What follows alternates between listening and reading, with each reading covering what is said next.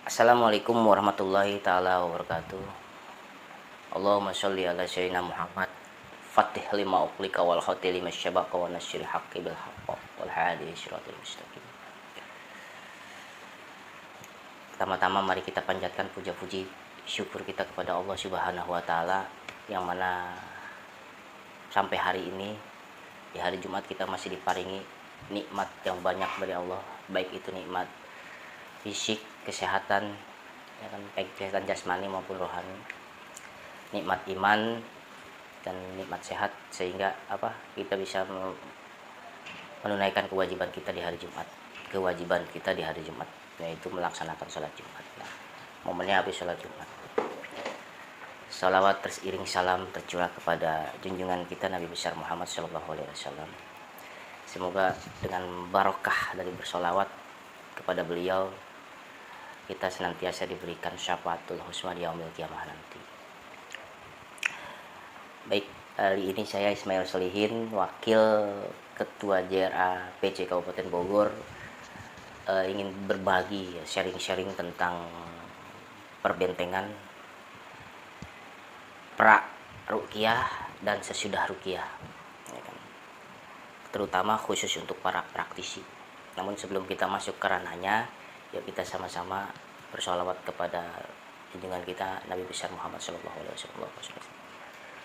Allahumma sholli wa sallim wa barik alaihi wa ala alihi. Allahumma sholli ala sayyidina Muhammadin tibil qulubi wa dawaiha wa afiyati abdani wa shifaiha wa duril absyari wa diyaiha wa kutil arwahi wa gidaiha wa ala alihi wa sahbihi wa sallim.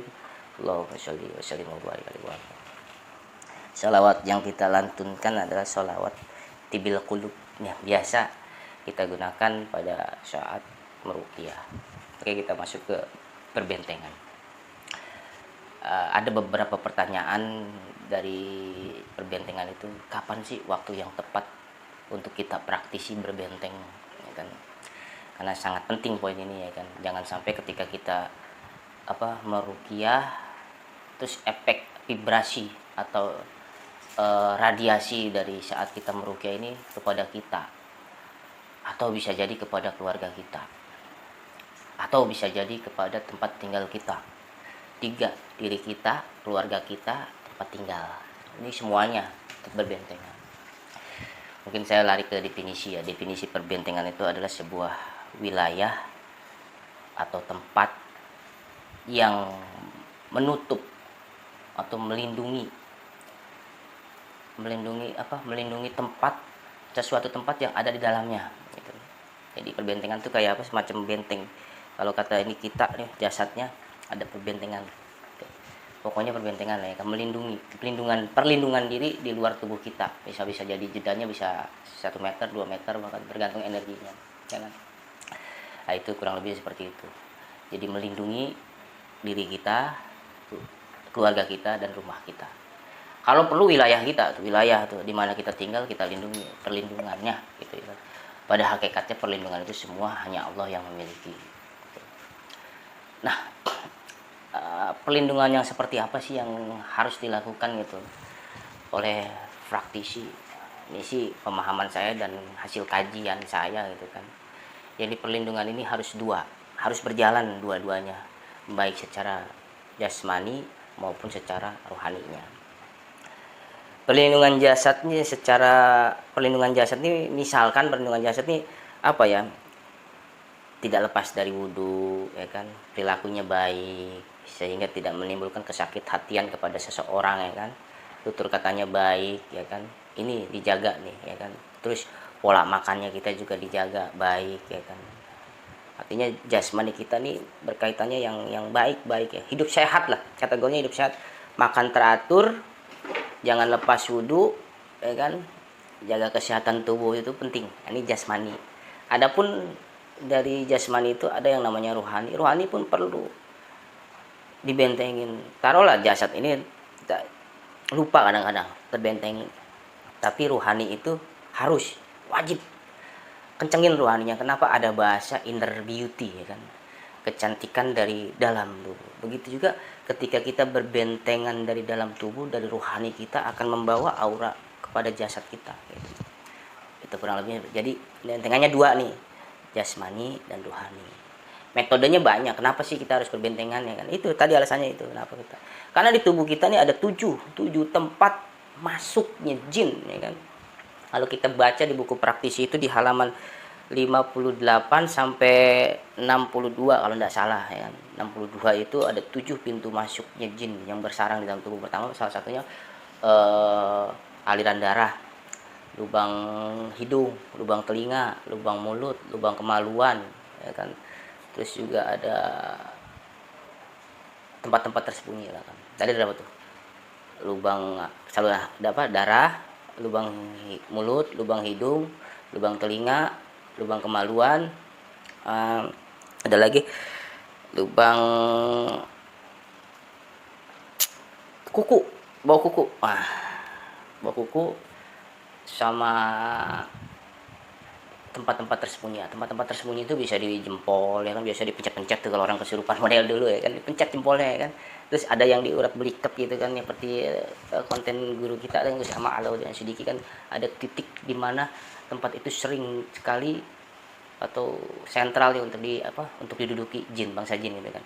Salah satunya di sini kan, titiknya di sini. Makanya kalau orang-orang yang terindikasi gangguan gaib itu, kenapa sih ada 3 itu secara fisiknya ada 3 ya. Itu pertama, punggungnya sering berat, kepala sering pusing, tulang ekor sering panas, ya. Karena memang tempat itu yang tersembunyi dan jarang yang tahu. Biasanya yang kita tahu-taunya hanya di sekitar jempol aja kuku. Kalau dulu saya waktu kecil ngeliat orang di kesurupan tuh dipencet jempolnya, ya kan. Mau kesurupan gak kesurupan, kalau ditekan mah sakit, ya kan. Di guru kita memberikan satu metode yang mudah, itu kan ada 7 tempat itu. Kita harus tahu dulu 7 tempat kan. Kalau kita wudu, ya kan, kita wudu kan otomatis tuh kuku-kuku kita. Ini jasadnya, kita bicara jasadnya dulu dah. Kuku-kuku kita, ya kan, rajin-rajin dipotongin, ya kan. Jangan sampai ada panjang, ya kan. Karena selain ada tempatnya jin juga tempatnya kuman, apa? Di sini ada bakteri-bakteri itu kita makan masuk ke mulut jadi sakit kita. Terus kuping, ya kan, rajin dibersihin, ya kan. Mau pakai H2O, ya kan, obat tetes tuh yang bisa ngeluarin kutuk, ya bisa kayak gitu. Atau bisa pakai kapas, ya, tapi jangan lah ya kapas, pakai ini apa, bulu ayam dulu mulai gitu ya. Tujuannya untuk ngebersihin supaya nggak budak kuping. Kalau dia kering jadinya sakit. Tai kuping kalau udah kering jadinya sakit. Solusinya adalah dia harus dikasih obat tetes biar empuk. Namanya kalau nggak salah di zaman saya sekolah itu ada yang namanya H2O. H2O kalau nggak salah. Selain bisa buat kuping juga dia bisa jadi pewarna rambut, dulu zamannya jadi warna rambut kuning-kuning ya pakai itu. Terus hidung, karena kalau kita wudhu kan kita hirup. Makanya kalau wudhu tuh jangan cuma digini-gini tapi dihirup. Dibuang supaya kotoran-kotoran di sini tuh dibuang tempatnya. Terus mulut, makanya kita disunahkan ketika kita nguap itu kan menutup, gitu kan. Jadi kalau kita nguap, itu dia masuk energinya ke mulut, masuk ke dalam dada, gitu kan. Terus membuluh darah, ya kan. Setelah masuk, biasanya dia angin dari pori-pori, ya kan. Nah, banyak-banyak, ya kan. Terus ada yang ngeganggu di tempat-tempat tersembunyi, itu diantaranya itu. Jadi poin pertama adalah berbenteng secara jasmani adalah berwudu atau menjaga wudu atau mendakwamkan wudu. Nah, ini kiai-kiai saya sering melakukan itu. Jadi asal dia kentut buru-buru wudu lagi, Itu satu perbentengannya. Itu perbentengan yang dikategorikan setiap saat, ya kan. Terus perbentengan di pagi hari dan sore hari. Kenapa sih di 2 waktu itu? Pertanyaannya simpel kan. Apa bisa itu kita ambil sore. Sore itu adalah perpindahan jam tayang, perpindahan waktu. Biasanya setelah asar gitu. Kalau ilmu Jawa itu perpindahan dari hari Sabtu ke hari Minggu itu jatuhnya di Senin di sore hari Selasa. Di sore hari pokoknya habis ngejelang habis asar lah. Makanya disarankan pada saat momen perpindahan waktu itu kita berbentengan. Yang tadi udah off ya, bentengan isi perbentengan baru itu. Kenapa di sore hari? Karena energi dari jin, makhluk Allah yang namanya jin itu mulai merasa kuat. Makanya orang yang kena sihir rata-rata waktunya itu dari asar terus sampai malam. Nah, definisinya kayak gitu. Di asar itu kita perlindungan dari waktu asar sampai malam, ya kan? Di subuh perlindungan dari subuh sampai sore. Jadi ada 2 shift bahasa kita, ya kan? Itu perbentengannya waktu. Terus selain itu perbentengan mingguan. Saya sering melakukan. Ini nggak ada, memang di JR nggak ada, tapi kawan-kawan JR boleh menggunakan. Insya Allah ini amalan ini dari Ustadz Musta'in di Depok, guru saya, berasal dari sanad keilmuannya dari Jampes Kediri. Nah, dari Ustadz Musta'in, ya kan? Beliau ini saat ini Sakor Cap apa ya, Komandan Banser Kota Depok. Waktu saya belajar ke beliau itu, beliau selalu menasihati saya dan mengingatkan saya di hari-hari Jumat itu, setelah hari Jumat itu lakukanlah perbentengan, karena kita akan dijaga dari hari Jumat sampai ketemu Jumat lagi. Bentengan mingguan, bacanya simple, sering kita baca Al-Fatihah 7 kali, Al-Falak Kulhu 7 kali, Al-Falak 7 kali, Anas 7 kali. Pada saat atahiyat terakhir, Assalamualaikum warahmatullahi wabarakatuh, Assalamualaikum warahmatullahi wabarakatuh. Kaki itu tetap dalam posisi atahiyat akhir tanpa bergerak. Tanpa bergerak kita gini, baca itu 7 kali. Itu perbentengan mingguan di hari Jumat. Itu untuk pribadi. Lalu untuk praktisi jamiah itu, ya kan, lakukan bisa menggunakan ratib al-hadad yang diselenggarakan di PAC setempat, misalnya PAC Gunung Sindur, PAC Cariu, PAC itu sering lakukan itu. Juga jangan lupa menggunakan wirid sakron. Wirid sakron adalah wirid perlindungan 24 jam, adanya di asar. Diingati kembali, tinggal pilih mau wirid sakron atau mau hijab bahar, ya kan? 2, salah satunya aja. Saran saya salah satunya saja.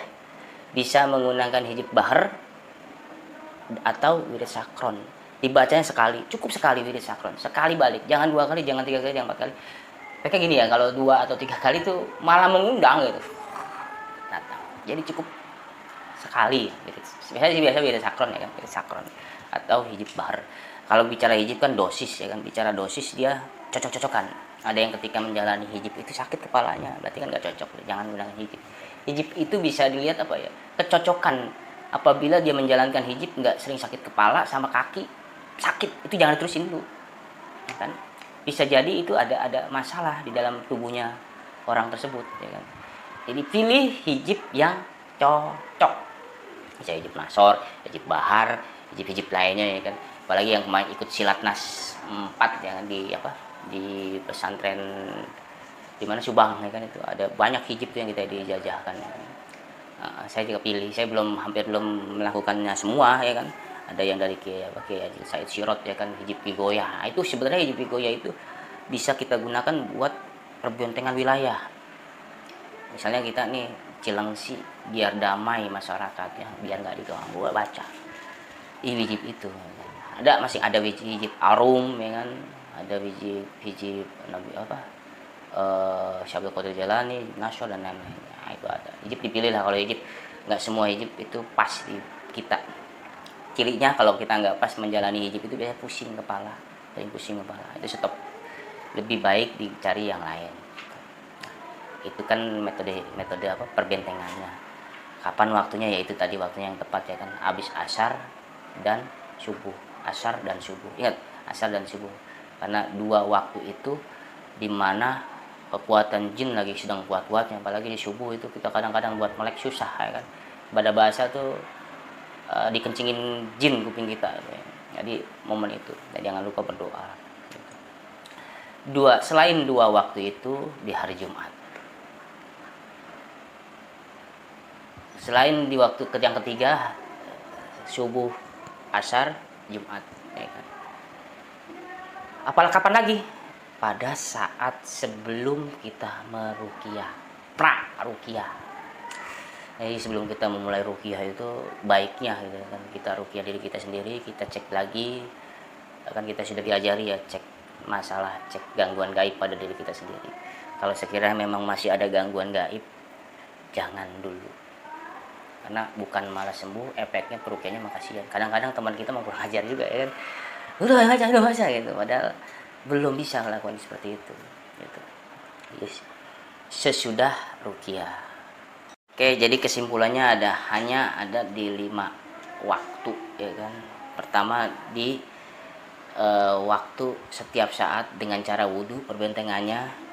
Yang kedua di subuh, asar, silakan dipilih salah satu amalannya di dua waktu itu dijalankan, tapi hanya sekali balik, mau wirid sakron, mau hijib bahar, mau ratibul hadat.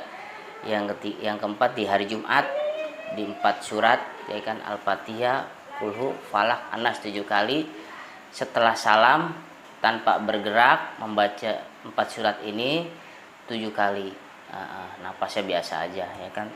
Yang kelima perbentengan sebelum ruqyah. Yang keenam perbentengan setelah ruqyah. Yang ketujuh adalah apa tadi? Mengingat Allah, terus mengingat Allah. Apalagi praktisi yang belum berbeat untuk toreko, silahkan berbeat agar hatinya terus mengingat kepada Allah. Itu dari saya tentang waktu yang tepat. Nah, prosesnya adalah sebelum perbentangan ini tentunya dibersihkan dulu, ruqyah mandirinya jangan lupa. Jadi ruqyah mandiri dulu, lewat baru perbentengan sekiranya sudah netral. Nanti kapan waktu kita ngebahas perbentengan tentang rumah. Ini perbentengan untuk diri kita, bukan untuk keluarga. Tapi perlu kapan waktu saya akan bahas perbentengan untuk keluarga kita, untuk rumah kita, untuk wilayah kita. Itu. Cukup sekian pemahaman tentang ruqyah di 5 waktu tersebut. Dari saya, apabila ada penyampaian yang nggak bisa atau belum diterima atau belum jelas, silakan bisa WA. Dan bagi kawan-kawan atau masyarakat di Cilengsi yang ingin melakukan ruqyah, bisa datang ke lokasi di Sabirur Rahim, bertemu dengan Kang Rusti atau bertemu dengan Kiai Safari Saripudin, beliau pembina kita ya kan. Atau bisa datang ke mampir, itu tepatnya di Geria 1 lurus, dari pintu masuk Geria 1 lurus mentok, namanya Kiai Ajis Mustafa. Atau bisa ke tempat saya, kediaman saya di Puri Harmoni 6 Blok E6 nomor 4, hanya aja di sana rumah Ismail Solihin ya kan. Atau bisa datang ke Kopo Sari. Kebetulan saya ada di rumah sahabat saya ya kan, di daerah di Kopo Sari, di pesantren Kopo Sari. Atau beliau lagi santai orangnya kan, bilang aja ketemu Ustaz Sarofi.